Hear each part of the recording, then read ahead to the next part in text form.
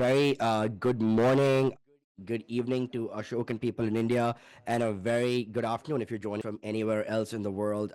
Welcome to the fourth edition of USISPF's Indo-Pacific Security Dialogues. These are sort of our monthly webinar series where we have experts from the think tank world, journalists, academics, and former public service officials now in the private sector. And, this is our final one for the year until we resume conversations again in 2025. And as we approach the year end and we take stock before the holidays, it's time to look back at 2024 and look ahead at what 2025 brings. And 2024 was a year of the election, a year defined by the ballot. Half the world's population went to the polls. That's around people close to somewhere between 3 to 4 billion people across 70 countries, and the US and India were two of those countries that undertook this democratic exercise. And the part is we're talking about the strategic partnership, which continues to be sort of this bedrock of stability in a very increasingly unstable world. A world we're trying to recreate, supply chain destroyed by the pandemic, a world that's seeing twin wars right now being fought across, and a Middle East crisis unfolding, and of course the Indo-Pacific that continues to remain our focus, right? And on all this, questions and analysis are being written on what a Trump 2.0 means. What does it mean for the US-India partnership? What does it mean for the Indo-Pacific? What does it mean for trade and tariffs? And what's the next Quad Leader Summit look like? What does US-China relations mean for the Indo-Pacific? And to unpack all this, I have a very amazing panel, and they need very little introduction, but formality means I do have to introduce them. Ashok Malik, partner and chair of the India practice at the Asia Group. Good evening to you, Ashok. Elizabeth Threlkeld, senior fellow and director of the South Asia program at the Stimson Center, beg your pardon. And Erin Murphy, deputy director, chair on India and emerging Asia economics at CSIS. So thank you to all three of you and for joining me. I'm Akshobh Giridharadas from USISPF, and just some housekeeping rules. These conversations are being recorded, will be available later on USISPF platform. So in case you want to go and revisit their pearls of wisdom, you can do that later when it's on our channel as well.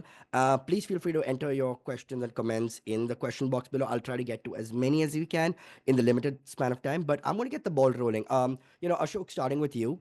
Your recent op-ed in the Economic Times, highly recommend. It's a really great read on what a Trump 2.0 means for the Indo-Pacific. And I want to quote you, right? After all, unpredictability and volatility are essential advertisements for Trump. It's a very profound line because given this uncertainty is the only constant, how do your former colleagues from South Bloc, MEA, prepare themselves from a Trump 2.0? You were also in government for a little bit during Trump 1.0. What lesson can you take away? Or if the world has changed so much, is there any point revisiting an old manual? Well, thanks for having me, Akshobh, and thanks to USIPF for inviting me. Uh, to be fair to my article, that one line was not reflective of the rest of the piece. It pointed out that in Trump's nominations so far, as we've seen it from Delhi, his foreign policy managers, if you will, his choices for NSA and the State Department are relatively less disruptive than some of his domestic nominations. And this would suggest that there's perhaps greater room for continuity than previously anticipated, while completely acknowledging that Trump loves unpredictability and could prove me completely wrong. Look, I'm not in the ME any longer. I'm in touch with my former colleagues, but I can't speak for them. I would imagine they would be looking at Trump 2.0 with 4 pointers. One, they worked with him earlier. They're familiar with him and his immediate circle, though that circle has changed enormously between his first administration and the upcoming second one. And there is a relationship at the very top. Having said that, with any US president and any US administration, irrespective of the shape and character of that administration, India will find a lot to do. This is simply our most important foreign policy relationship. This is our most important tech relationship, our most important economic relationship, our most important strategic relationship. We will find common ground with any US president, as we did with Trump in the first term, with President Biden, and so on. Yet some things have changed between then and now. I would say the constraints, the domestic constraints on America's foreign policy and trade policy have only got stronger. This is something President Biden also experienced. It just reflects the troubled world we are in and the troubled world America lives in today. And second, the sense of competition with China has got sharper. So some of the instruments Trump used in his first term, where he essentially sought to limit the deficit with China without going into what could be bought and sold vis-a-vis China. He was looking at the numbers more than what commodities were available or not available. Uh, I think some of that might see a relook. Uh, Jake Sullivan used this wonderful expression some years ago, small yard, high fence. Uh, the Trump presidency will also have to come up with its own small yard, high fence. Every country does today, to be honest, not just the US. Now, how tall that fence will be, how small that yard will be, how large that yard will be, is something we will be watching in India, like in many other capitals. Uh, Third, Trump clearly will come in with a tariff instrument and with looking at deficits and wanting to cover deficits. The deficit with India is relatively small. It's not as large as, let's say, Germany or uh, China, of course, but it's still a bother. And Trump is convinced that the Indian system is more protectionist than he wants it to be. Uh, in his first presidency, there was uh, quite a bit of ground covered towards a trade deal. Not a free trade agreement. I don't think either country is ready for that, but a limited trade deal which could serve both economies. Um, Unfortunately, the negotiations never ended. There's something about trade negotiators in all countries, India and the US are no exceptions. They love the process of negotiation. They almost don't like a conclusion. But I think this time, fairly early, we'll need to see a conclusion because India has built enormous tech equities, technology equities with the US and the Biden administration. That's one of the legacies of the Biden administration. It needs to safeguard those tech equities with the incoming administration. And some concessions on trade are probably going to be called for. Finally, of course, because the sense of competition with China has got so much stronger, and because of the nominations for the NSA's position and the Secretary of State's position, uh, it's broadly expected that there will be greater continuity and collaboration in the Indo-Pacific and in the Quad and all the derivatives of Quad. Because remember, the Quad foreign ministers will be meeting in the US, hopefully early in the year, and the Quad summit will be in India. So I'll stop there for the moment. I've covered some ground. Happy to come back later. Yeah, absolutely, Ashok. Cover a lot of ground. I mentioned one of the things here that on Indo-Pacific webinars, we have former think tankers, former journalists, and former policymakers now in the private sector. You cover all those hats, and I think you've unpacked a lot. So I want to take that a little forward when you mentioned Indo-Pacific. And Erin, given your expertise in the Indo-Pacific region, it's one of the areas that Trump 1.0 prioritized when he occupied the Oval the first time. And Ashok and other strategic experts have touched on this form of strategic continuity, especially in the Indo-Pacific, oversee more traditional transatlantic ties, which have been sort of a hallmark of U.S. foreign policy since World War II, the Marshall Plan. And I'm just, curious, given Trump's been very acerbic in his comments about U.S. contribution to NATO's coffers, and but is the elephant in the room the dragon, the China factor, given both militarily and economically in the region, that gets a Trump 2.0 to continue prioritizing the Indo-Pacific in military and economic involvement? Is it the one region he's going to make an exception for, given he wants to kind of focus more on domestic policy and less American involvement? Well, thank you for having me today, and I'm really looking forward to this conversation. As Ashok said, Trump is one of his hallmarks is unpredictability, but there's also, I think another hallmark is a contradictory nature to his policy as well. So, I'll echo and emphasize some of the points that Ashok made, but it's interesting the approach that we'll probably expect from the next Trump administration, that some of it will be a bit siloed. So economic issues will almost be taken care of on its own, from separate from military and diplomatic issues, even though all of these are really part and parcel of one another. When we look at the first administration under Trump, part of the strength of the Indo-Pacific policy was partly based on who was in office at the time. And so we still don't know the full realm of people that are going to be appointed. So you had Matt Pottinger, Rex Tillerson, Mike Pompeo. You had folks that had experience in the Indo-Pacific, you also had General Mattis, who understood the value of allies. We have 5 treaty allies in the Indo-Pacific. But you also saw that contradictory nature where Trump, of course, saw the dragon in the room, which was China, but was really focused on China in terms of an economic threat, definitely a military threat. But this is also where the contradictory nature comes in. He really likes Xi Jinping. And in fact, in an interview, I think that was yesterday or a press conference, he talked about him being an amazing guy and that China and the US can solve all the world's problems. So it's a really interesting contradiction. So the trade and economic issue are going to continue to be, a difficulty because that's where the domestic piece comes in. There's still that idea that China stole everyone's jobs, the manufacturing, they're unfair, they're not playing by the rules, and they need to be punished for that. So I see that continuing. Tariffs obviously are start off as a negotiation for him, but that's something that I see him putting on first and then walking back later. Um, you know, I think for the Indo-Pacific, I think this will still be a region of focus for this administration.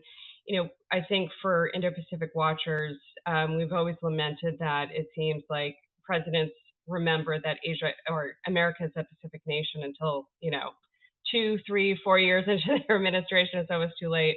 I think we've had the benefit since Obama, at least, that it's at the forefront. So whether it's a pivot to Asia, and we should be reminded that Trump came out with an Indo-Pacific strategy. The Biden strategy looks very similar, but there's more of a focus on allies.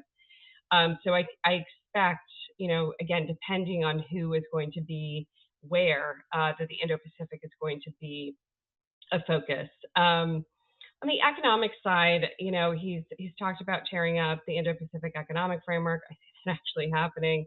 But how does Trump approach the economic relationship with the region? And as Ashok said, it's really through deficits. That's a consistency. I mean, despite the unpredictability, the contradictions, tariffs and deficits has been a key focus for him. The unfairness that America deals with, it's been a priority of his since the 1980s. So yes, India, I think, is in a better stead, but countries like Vietnam are not.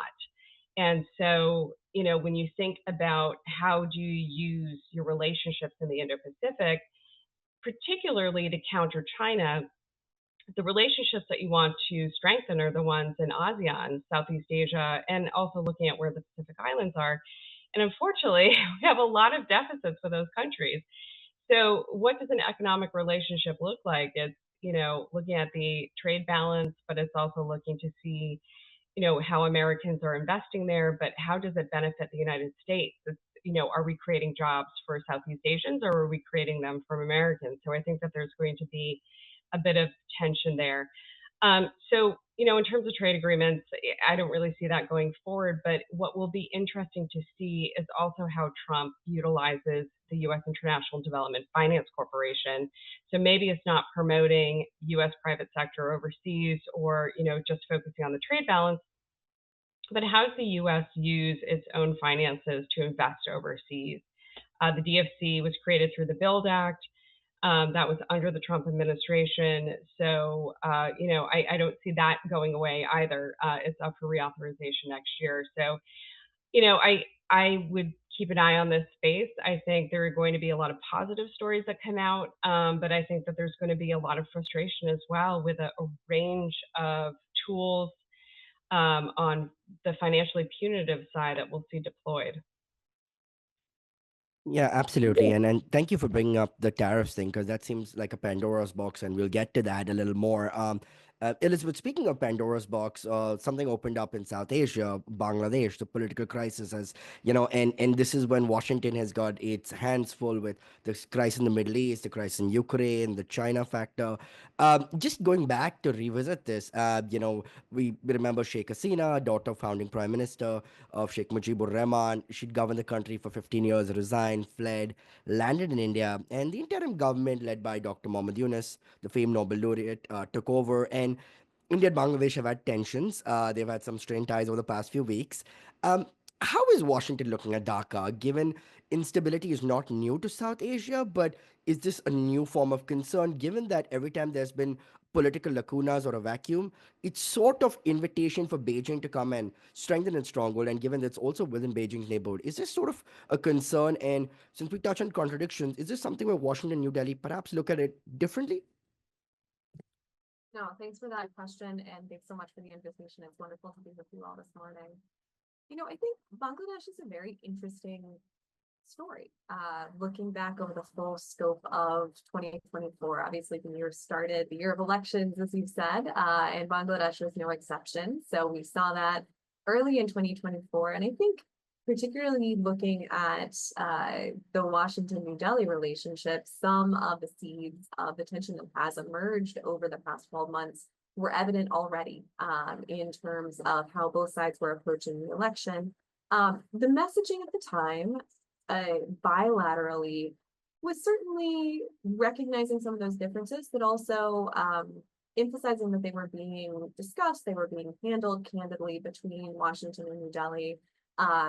There seemed to be an effort to keep this from becoming a distraction in the broader bilateral relationship, even though there certainly was a recognition that the U.S. had concerns, for example, over issues of democracy, human rights, whereas India saw Sheikh Hasina as really some of the undergirding of regional stability and protecting against some of the concerns that India has had traditionally over time in Bangladesh. So fast forward, right, we get to the spring, the summer, with the protests breaking out. And I think this was a time where we saw a change in the region that, in my view at least, caught many observers in New Delhi off guard, and that things moved quickly and in a way that was not expected, and that Delhi was not necessarily prepared for. As you say, Sheikh Hasina has taken up residence somewhere in India now. Unclear where she is at the exact moment. But at the same time, I think the suddenness of that change and its unexpected nature after 15 odd years of her rule led to questions being asked in New Delhi that, to my mind, are not in keeping with reality or not helpful for the broader relationship. And I'm referring specifically to conspiracy theories circulating and accusations by some analysts that the US had a hand in her ouster. And that, I think, is a very challenging just kind of set of assumptions and piece of rhetoric, because first of all, they're unfounded. I have seen absolutely no evidence whatsoever to support those allegations. It tends to be kind of a circumstantial mix of allegations coming from Sheikh Hasina herself, but also looking circumstantially at what played out over the past few months. But that's troubling, right? Where those conspiracy theories bubble up, and what happened in one South Asian country can become a distraction, or perhaps worse, in the broader US-India bilateral, which is so fulsome and has grown so much in strength and depth over the past 2 decades. And so I think this really will be a test of the relationship in some ways going forward. How can we manage different perspectives on the developments in Bangladesh? I will say I was very pleased to see India's diplomatic engagement with the new government in Bangladesh with the visit of the foreign secretary. Obviously, there are going to be bumps in the road, right? There are going to be differences of opinion. And to my mind, one of the tests of the US-India bilat is the extent to which we can sit down quietly behind closed doors and hash out some of those differences, right? To recognize that we view things differently within the region. We might have slightly different priorities, but we need to listen to each other, and we need to listen in a way that doesn't highlight or privilege conspiratorial thinking that could be unhelpful in the broader relationship.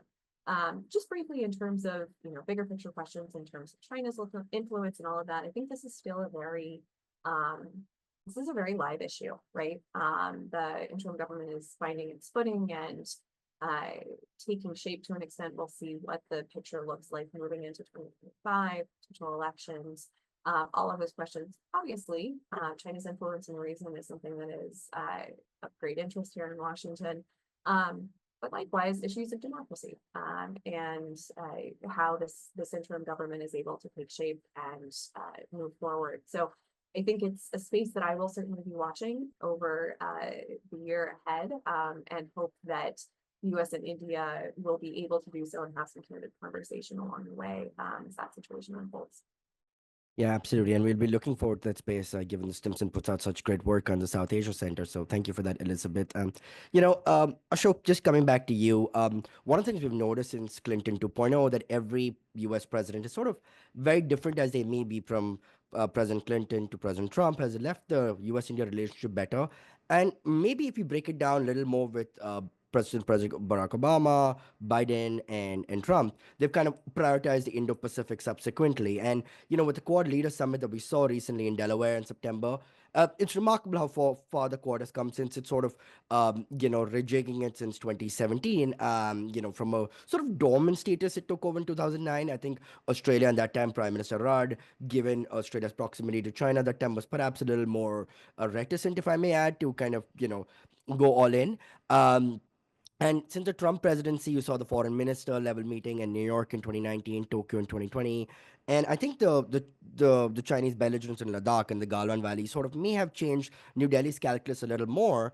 And now we've seen the Biden administration in 2021 elevated it to a leader summit. So, as New Delhi hosted next in 2025, what's on the cards? What are you expecting right now? Maybe revisiting back your South Bloc days and putting on that hat a little bit and just see what do you think New Delhi would want out of this right now? And given that it's Modi 3.0.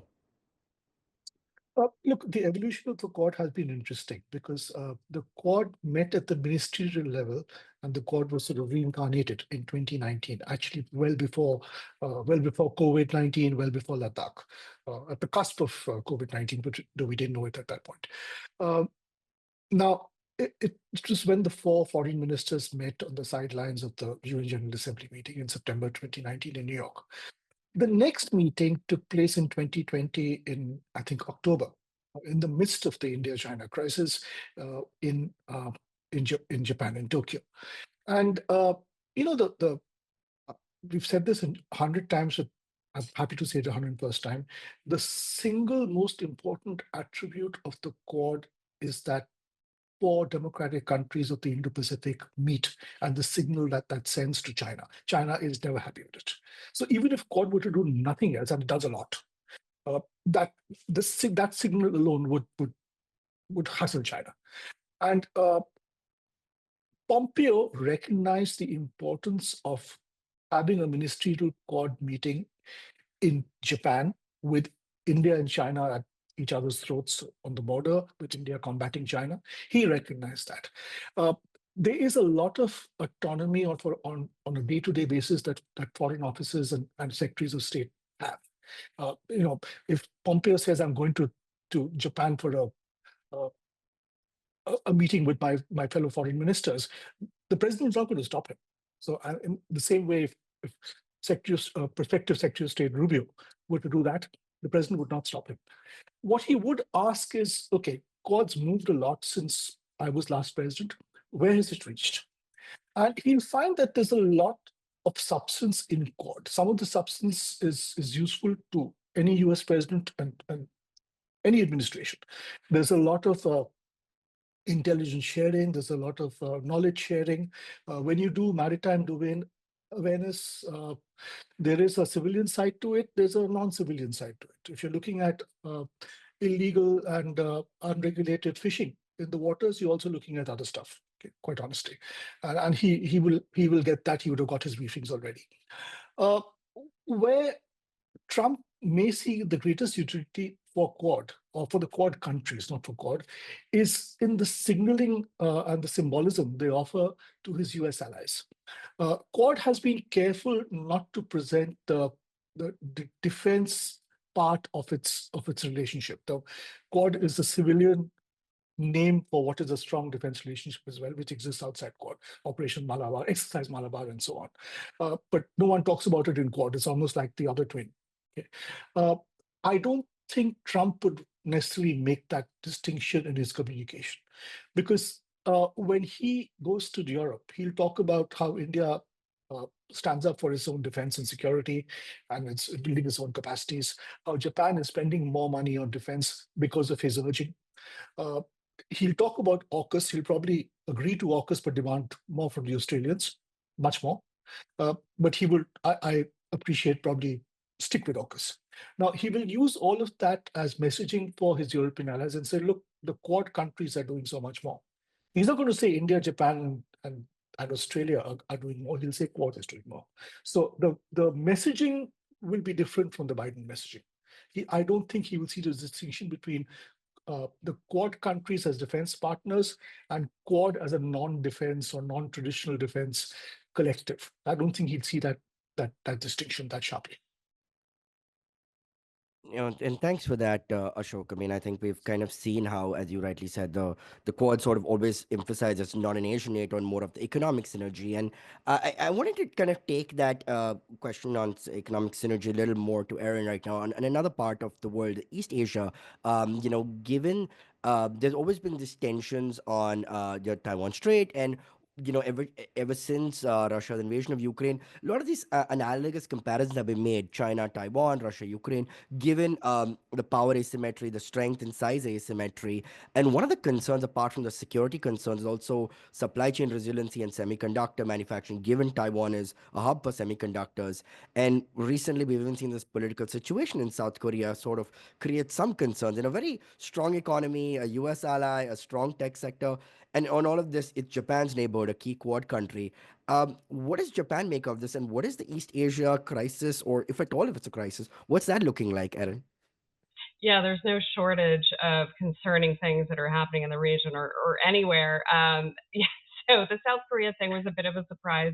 It continues to kind of boggle the mind, but it seems like they're getting through this, going through constitutional apparatus to solve this democratically. So at least that's good. But yeah, there's no shortage of a crisis, and we haven't even talked about the DPRK and whatever shenanigans they might get up to. But yeah, Japan must think, wow, we're the most stable in the region right now. But they're also a country where prime ministers consistently find themselves in single digit to very low double digit approval ratings. So it's like, gosh, how long will Ishiba be around? But and this is what makes everything all the more interesting. And if we weren't living in these countries, it would be fun to observe from the outside, but unfortunately, we have to live through it. So, it's the trilateral partnership between the South Korea, Japan, and the U.S. now will have three new leaders. And I think one of the hallmarks of the Biden administration and what's incredibly important is to have that trilateral cooperation to work on mutual concerns, whether it's on security, whether it's on supply chains, economic cooperation. But it's taken real U.S. leadership, but also great political sacrifice on the Japanese part and the South Koreans' part. I mean, this was one of the issues that I think you ran into. We're not really sure what we can expect going forward. Where is Ishiba on this? Where is the next South Korean president going to be on this? And frankly, in the first Trump administration, there was a real lack of U.S. leadership on this. So, Japan previously did take more of a leadership role when Trump kind of withdrew economically, and then also called on allies to spend more on troop placement and hosting troops and contributing more, which is also, I think, a theme. We'll see if they do that again. One most notable thing was Shinzo Abe and really stepping up. He went, one of his first visits was to Mar-a-Lago, to New York, really kind of courting Trump. But when the U.S. pulled out of the Trans-Pacific Partnership, Abe stood up pretty quickly and created CPT 11, which now is CPTPP. I can go into all these acronyms and what they stand for, but essentially, Trans-Pacific Partnership 2.0. Whether or not we see that type of leadership, I think, remains to be seen. But Japan, I think is probably they're first and foremost concerned with the strength of the U.S. alliance. And I think for Trump, he's starting to see more value in that. He just hosted Akie Abe, Shinzo Abe's widow. But I think that was a real personal relationship, and that's really how Trump operates. But this next Trump administration is going to potentially face some really serious issues, whether it's a conflict in the Taiwan Straits. His administration so far, the people who he's named are real China hawks. But again, you have Trump saying, she's an amazing guy. Well, how amazing will he be if he hits Taiwan? And then, of course, the other major player in the semiconductor industry is South Korea. And then in one of those other contradictory notes is Trump calling the CHIPS Act corporate welfare. So, how much can the U.S. really build? But, it's going to be challenging, especially on things like supply chain and semiconductors, critical minerals, all of these issues. This is really where Trump is going to have to recognize that the U.S. cannot become an autarky, which is, and I would say that there were kind of those sentiments with Biden as well, in that we can't manufacture everything here, partly because we don't have everything. But you do need partners to work on this. And some of these partners are in really challenging areas and will also have their own domestic challenges. It can't just be about the United States all the time. We're a global citizen. So Japan, I think, we'll see with Ishiba if he, takes on the Abe helm and try to pursue leadership. I think there will be some continuity, especially with Japan's relationship and engagement in Southeast Asia. You don't have to remind them that China is a threat. They're, have been one of the first. And they were also one of the first to come out with a free and open Indo-Pacific concept. So, I expect to see some leadership there. But, again, we'll see how forward-leaning Ishiba is on this. Yeah, then thanks for that, Erin. I remember when the TPP was announced in Japan, was one of the last to join that time. They said the messaging was better late than never, and it was sort of Obama's pivot to Asia. And I think when the US pulled out, it sort of was kind of scoring an own goal and allowing China to kind of come into that. So Yeah. yeah, no, absolutely. And I wanted to, you mentioned about some of the nominations. I want to take that to Elizabeth now. Elizabeth, President Trump nominated Republican Senator Marco Rubio and Congressman Mike Waltz, co-chair of the India Caucus, Senator Rubio for Secretary of State, Mike Waltz for National Security Advisor, who doesn't need Senate confirmation. So no surprise with the Florida contingent there. Both have made statements lauding the U.S.-India relationships and what we have seen from their past, from their time on Capitol Hill. They passed bills which have kind of spoken about both how India needs to be prioritized. Some even Rubio even calling for some sort of allyship formally. And they've also been very hawkish in China. And I think reading the tea leaves, we can see there'll be a centrality of China hawkish stance across the Trump administration, be it trade or security. But one of the things I want to ask you right now, country you know very well, Pakistan, having served there, Senator Rubio has been very critical of Pakistan, as is Congressman Waltz. Post Afghanistan, is there any relevance to the AFPAC Holbrooke strategy during the Bush era that we saw? And to be fair, given Islamabad is in a political and economic morass, is there much that Washington can do right now? It's sort of, is Pakistan just in the back burner right now in the rearview mirror, or is there, what would Trump 2.0 do? I think it's always difficult to read the tea leaves, perhaps more so with this transition than others. We talk a lot about continuity broadly in the Indo-Pacific, certainly in the US-India partnership. On Pakistan, I think it's an interesting time. I recently wrote a piece kind of reflecting on different approaches by various administrations over time. And I was looking back at the South Asia strategy that the first Trump administration had unveiled. This was primarily in a speech that Trump gave back in 2017. And the South Asia strategy at the time, as you were alluding to, it was Afghanistan. That was the focus. The region was seen through the lens of the nearly 20-year war effort at that point. And so Pakistan was very much central to that, both as a player that Trump heavily criticized for its support for the Taliban, in fact, going forward to cut off nearly all military assistance to Pakistan before turning some of it back on. But simultaneously, Trump needed Pakistan. Trump needed a partner that was able to bring the Taliban to the table for the Doha agreement that came to fruition in March of 2020. And so you kind of saw this push and pull during his first term. I think with the withdrawal from Afghanistan under President Biden, under the Biden administration, the withdrawal from Afghanistan, what kind of filled that void in the U.S.-Pakistan relationship was some work under the umbrella term of the U.S.-Pakistan Agreement Alliance, right? So a focus on some of these non-traditional issues that the U.S. hadn't worked as much on, or at least has not highlighted as much over time. And climate was a key piece of that. So looking forward to the Trump administration, I wouldn't expect that climate cooperation would be a central pillar of that partnership. And I think it really is a bit of a question mark. What will fill that space? Pakistan is not included in the U.S. Indo-Pacific strategy, which I think is a challenge as we talk about all of these overlapping and interlocking pieces on the chessboard. You alluded to the close China-Pakistan partnership, which is certainly deep, especially in the security space, though, is not friction-free at the moment. And so going forward for the Trump administration, right, Pakistan is the fifth largest country in the world. It has nuclear weapons. It is facing a number of security challenges, and I think also has latent economic potential. The economic situation has stabilized over the course of the last several months with the IMF package that's been put through. So I think there is a gap. I think there is a need for some clear thinking in terms of how Pakistan fits into broader U.S. strategy, both in the Indo-Pacific and in South Asia. How much bandwidth the administration is going to have for that, I think, is an open question and might, to an extent, depend on what plays out with China and the rest of the world as well.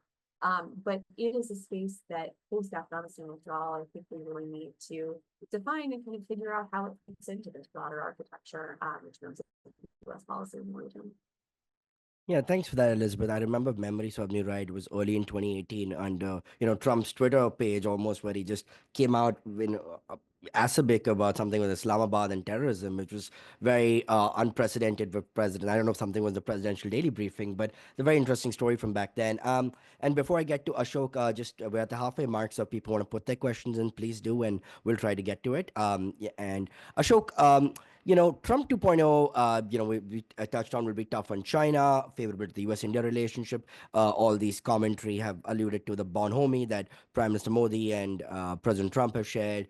We remember Howdy Modi and Namaste Trump. But geopolitical amnesia is a little scary given that Trump 1.0, while there's collaboration on the security front, there were tensions on the trade front. President Trump did call India tariff king, went on to increase import duty on steel and aluminum, I think, by 10 to 25%, which affected bilateral trade. And of course, Washington also revoked GSP, the Generalized System of Preferences, for New Delhi. And while we've restarted the trade policy forum under President Biden, and Minister Goyal and Ambassador Tai have made some progress, now that you're in the private sector and looking at a lot of these issues for companies, how do you kind of see this concept of Atmanirbhar Bharat, or a self-reliant India, combining itself with a Make in America? Are those two juxtaposed, contradictory, or where do you see the chips landing on that front? That's a blockbuster question because you've asked me to essentially address a lot of issues. Look, when Trump was previously president, the focus was still on traditional trade deficits. And so tariffs became an instrument, and people were still talking about equitable trade. In the Biden years, the conversation changed from trade and trade agreements to supply chain harmonization to technology relationship that came to define the bilateral relationship. Now, as Trump comes back, he can't entirely move away from his concerns about trade and tariffs, but he can't entirely ignore supply chain harmonization and the technology relationship either. You'll have to find a halfway house between all of those, or those two sets of factors, which are complementary, really.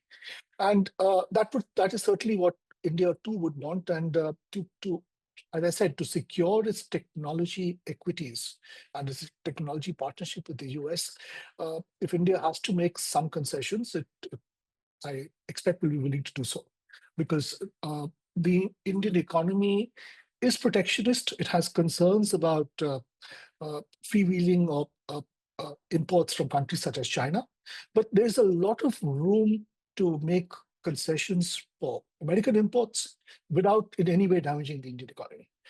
I expect this will not just be about merchandise and about goods, though Harley Davidson remains a compelling issue for President Trump. But I expect this time the conversation will also focus on the digital sector, on frankly e-commerce, on data. A lot of that will also come into any trade negotiation and any tech and trade deal.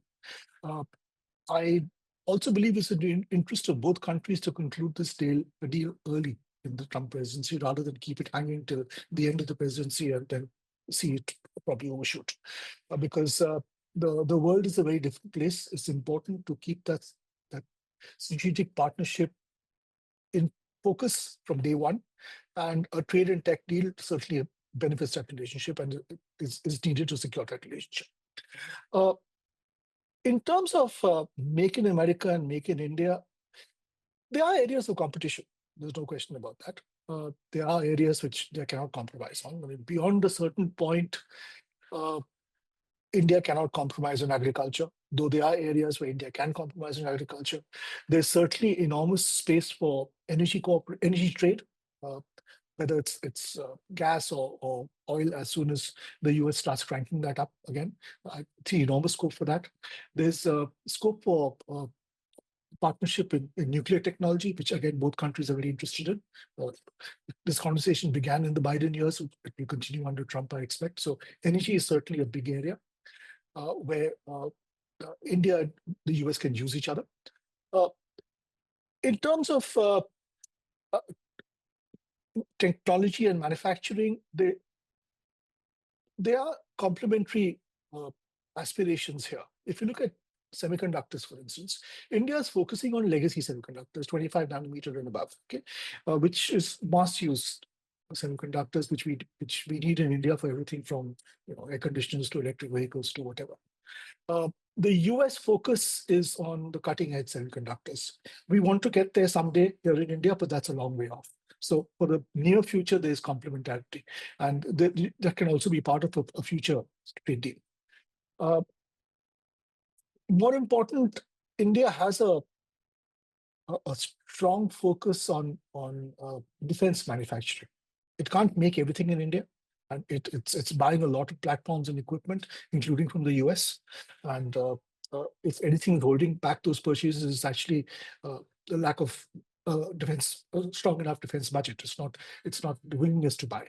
But nevertheless, alongside that, India does want to manufacture more and more in India, whatever it can in India. It needs to build that industry. Uh, Quite honestly, that fits into Trump's broader strategic view that there have to be limits to uh, American expeditionary, uh, well, uh, attributes or uses, really. And American soldiers and American military equipment can't be patrolling the world thousands of miles away. For that to happen, capabilities and capacities have to be built in partner countries, in friendly countries. That was the essential bet of the US-India defense partnership and co-production partnership. That, I would dare say, was also the essential bet of AUKUS.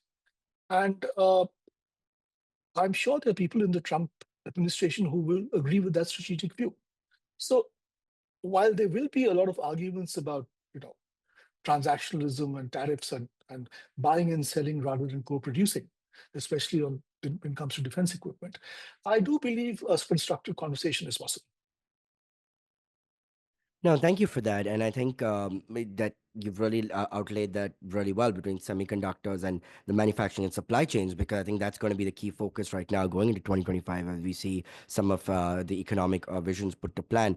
And you touched on an interesting point on AUKUS, which I will take forward. But Erin, I wanted to ask you this, right? One of the things that as Ashok and many others have laid out is, how the Quad has been very saliently saying that, it's not a security pact. And we've seen that clearly with at least this recent summit, given the cancer moonshot that really came out, if not vaccines on the pandemic, that showed how health is a very central element to the Quad.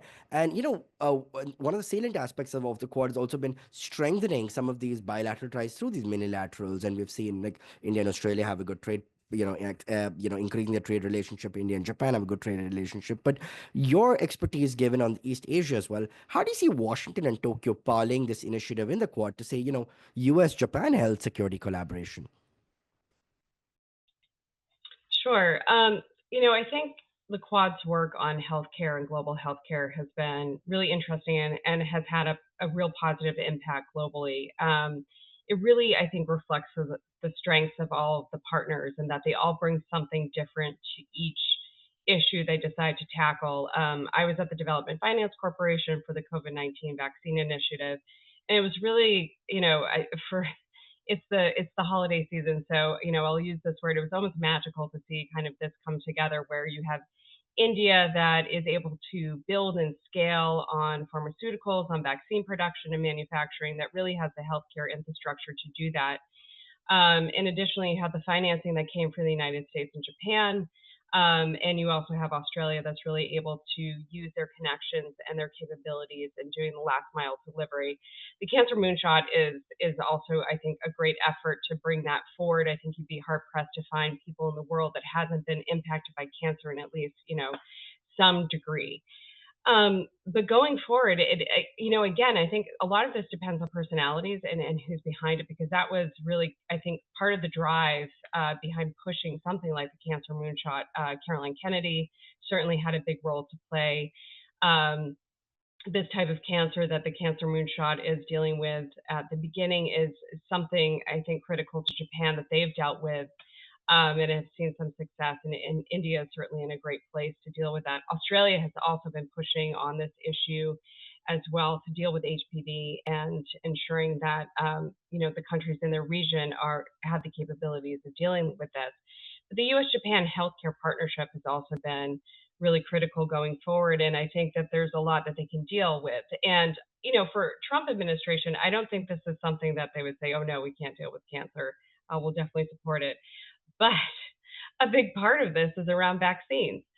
And some of these things, are also dealing around with issues that are spread by sexual contact. And you have a conservative government coming in. You're already seeing threats happening to PEPFAR, which is a George W. Bush administration effort that has been monumentally successful in probably saving. It's hard to calculate how many lives have been saved, but we're talking millions and millions of people. It's not just dealing with HIV/AIDS, but also, malaria and other, follow-on diseases. So if RFK Jr. is in charge of HHS, which is a big part of this collaboration, I don't know what we're going to see in terms of engagement on vaccines. That they had to walk back their statements on polio, which is like, how is this the thing? But this is the world that we're living in right now. So, in terms of pursuing therapeutics and diagnostics, I don't think that you would see any change in that. And certainly Japan has a big role to play in terms of the capability, the companies that they have that are able to deal or provide these cutting edge diagnostics, whether it's Mitsubishi or Hitachi or any of the private sector companies. But, in terms of what the U.S. can support going forward, I think it really depends on who we see in the CDC, HHS, NIH, and others. Those relationships are certainly really powerful in terms of pushing forward some of these ideas at the working level. I see that going forward, but with Doge and RFK Jr., like who knows on the U.S. side where that's going to go. So again, it's from a historical perspective, it's really interesting to observe this. It's another thing to live through it. Yeah, I think as Ashok may have said, there's a sense of unpredictability, but also a sense of predictability in the sense of some of the picks in cabinet, and and we're going to see 2025 as a post inauguration, how some of that unpacks itself. Elizabeth, Ashok also touched on AUKUS and the Squad. And I wanted to ask you, while we touch on the Quad being far from a security pact, how is the Trump administration, say, looking at AUKUS, for example, the Australia, UK, and the US? Is it more of a security pact? And also, what about the Squad, the same grouping of the Quad with Philippines without India? Is it sort of this larger security umbrella on the Pacific part of the Indo-Pacific? Yeah, thanks so much. I think to echo some of the uncertainty that has come up in this call so far, this is one, it's a great question. It's one that I will be watching very carefully, at least based on kind of high-level statements from Trump himself. I don't actually think we've gotten much of a sense on AUKUS, for example. where he's likely to come down. And to an extent, you could see it both ways, right? AUKUS as an example of burden sharing, where it's not just the US that is out in front, but instead is in partnership with the UK and Australia. I think our current national security advisor is trying to frame it in those terms. Or you could see the incoming administration be concerned that the US is perhaps carrying too much water for these other nations at a time when our own naval requirements, for example, are quite acute. I don't think we have enough clarity to know which way that's likely to come down. And to an extent, circumstances might determine it as well. On the Squad, we've certainly seen a closeness in relations between the US and the Philippines under the first Trump administration. The Biden administration has largely built on that. We saw the agreement last year for the 4 additional Philippine military bases that the US is going to develop and use under the EDCA. Largest joint military exercises this year between the two sides. So certainly there's momentum in that relationship, and I would expect that to continue going forward, and perhaps could take the form of the Squad or one of these kind of unilaterals. I wouldn't necessarily think of that though as an either or necessarily. It's not, or at least at this point, I don't think we have enough to go on to assess that it's going to supplant the Quad in any way. Obviously, the Quad itself was reinvigorated under the Trump administration, and so there is a history there, and I think it's a ripe area for opportunity, and particularly with India in mind. India will be hosting the Quad Summit, has been alluded to on this call, and so this really feels like a moment where it's time to take stock of what has been accomplished under the Quad, both the public-facing and the more closely held aspects of that cooperation. And with new faces in the room, I look forward to the ideas that India is going to put on the table for kind of where we go from here with the Quad to continue to make the case that it serves a vital role in Indo-Pacific politics, health, but also security in the way that Ashok was referring to earlier. No, thanks for that. And, as I get to my final round of questions, just to make sure we end on the hour.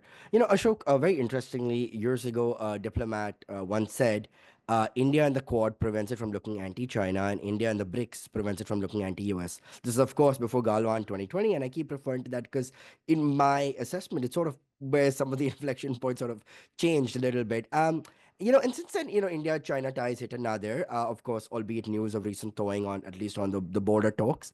And your op-ed also rightly notes about how the Quad offers a showpiece for Trump because India now takes more responsibility for its defense, and Japan too has kind of come in a little more on the security part. Is it fair to say that Tokyo and New Delhi, which normally have been a little conservative on security in the multilaterals, have sort of changed their calculus? And is it part of because Beijing's belligerence, of China under Xi has kind of been a little more iron hand, no velvet glove? Look, let's not see Quad or even the concept of the Indo-Pacific as just a reaction, a hostile reaction to China. I don't think that would be fair. The fact is the Indo-Pacific is emerging and has emerged as the geoeconomic and geopolitical construct and region of our times. In a way, the Euro-Atlantic space was a century ago, or even the 1950s. This necessitates a response. It necessitates a political response. It necessitates an institutional response. Quad is one response. IPEF was another response. If AUKUS perhaps in the third response, there could be a dozen more. And all of them could be superseded by something even bigger years from now. Responding to the emergence of China as not just a compelling power in this part of the world, but in some ways a revisionist power, is also part of the broader response to the Indo-Pacific. And even if China was completely pacific, and if the pun not intended, and if the peaceful rise of China was a reality rather than the delightful fiction we know it is, even in that situation, you would have seen a need for something like the Quad for democracies and partner countries to come together and have a conversation. Uh, so, in a sense, uh, it's not Quad is not just a reaction to China's belligerence post 2020 or so on and so on. Uh, what's also important is to go back to the origins of Quad. It goes back to an event this month, 20 years ago, the tragic Asian tsunami, where four countries, the first responder group, four democracies with capacities and capabilities and naval strengths in the region came together to provide support to countries that had suffered, including, of course, India. India too had suffered. Uh, now, there was recognition that uh, if India and its partner countries such as the US, Japan, and Australia didn't step in, there would be a gap. There would be a humanitarian crisis, and it would leave a lot of space for all sorts of unstable and politics and social upheaval. Uh, now, that need to provide alternatives, wholesome alternatives to countries of the region remains, whether in times of humanitarian crisis or otherwise. So the importance of Quad is not just in the four countries meeting, but it's in evangelizing Quad principles, which are inherently democratic, transparent, which promote cooperation and collaboration rather than unilateralism. And it's not important whether the four Quad countries do it together. It's equally important if two Quad countries work with a country outside Quad, which is indeed happening. India and Australia are working with Indonesia, for instance.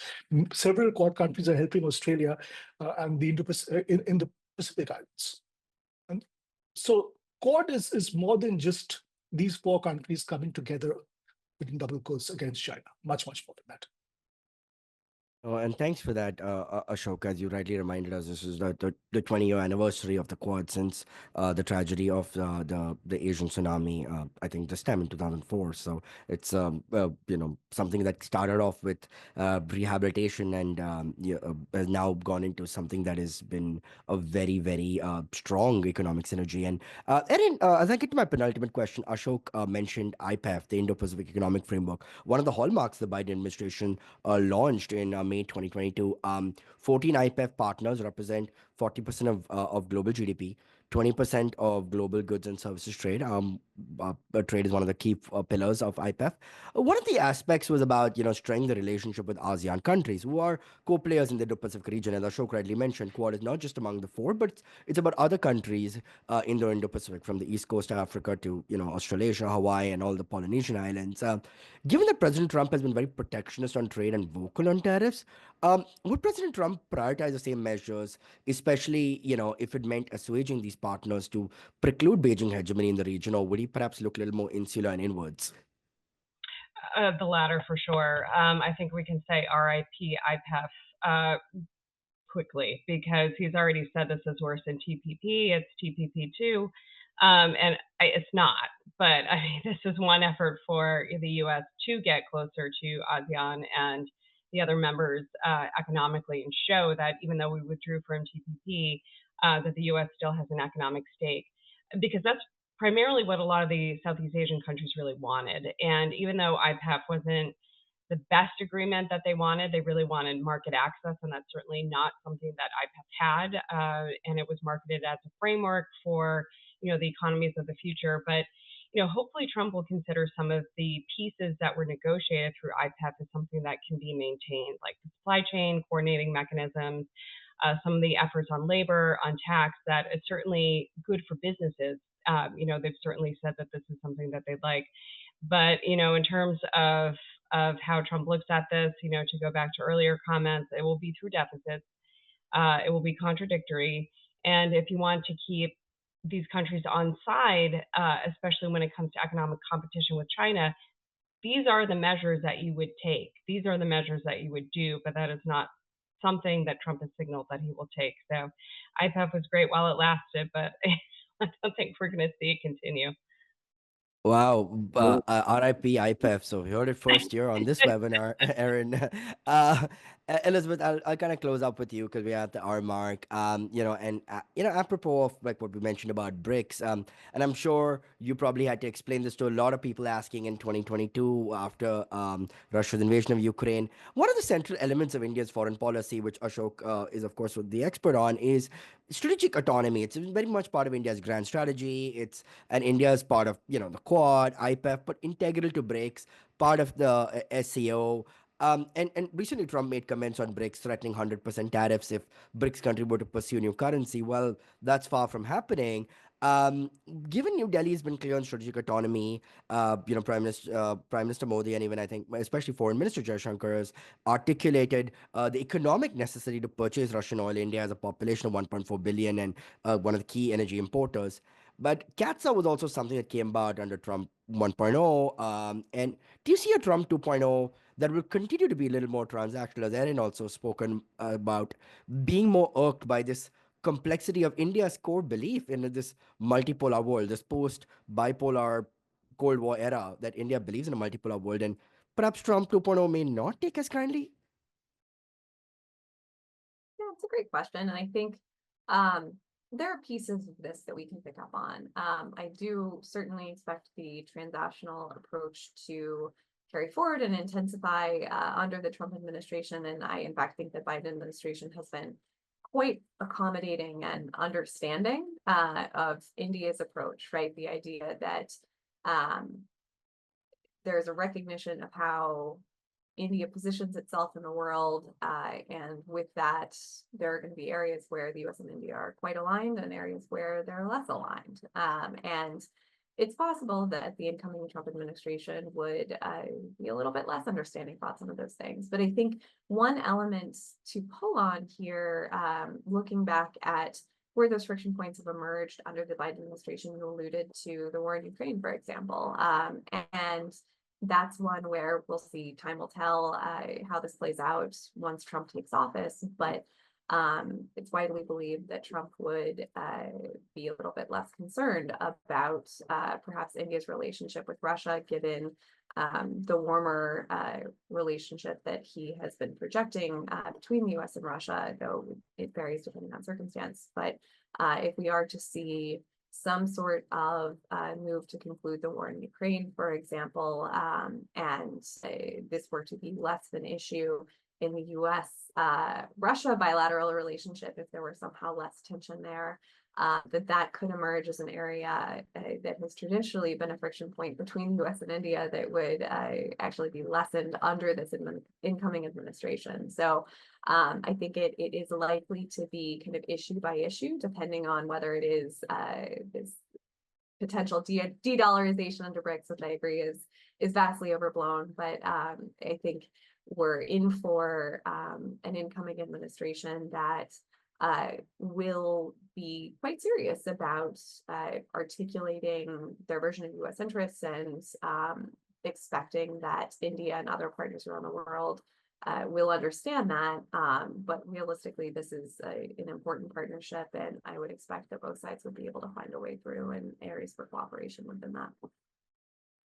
Indeed. And I just wanted to say, it's so hard to read the tea leaves, but thank you to Elizabeth, Erin, and Ashok to try and play soothsayer. It's the hardest job in the world, and I'm sure we'll all come back and quote each of you if you got it wrong. Now, I'm just kidding, but thank you all so much. And we're just a week away from Christmas, so happy holidays to everyone listening. And just a little over a month away from inauguration, so would love to have Elizabeth, Erin, Ashok, all of you back at some point to have future discussion on what Trump 2.0 as it unfolds. And thank you so much for the time during our almost holiday week. And really enjoyed this conversation. I'm sure all of our viewers did. And it will be available later on our YouTube platform for you to revisit and, learn again from our experts. So Elizabeth Threlkeld from Stimson, Erin Murphy from CSIS, and Ashok Malik from the Asia Group. Thank you so much for your time. And good morning to Elizabeth and Erin, and good evening to Ashok. And thank you all. And we'll pick this conversation up in 2025. So until then, on behalf of everyone at USISPF, happy holidays and a happy 2025. Thank you. Thank Thank you. you So much.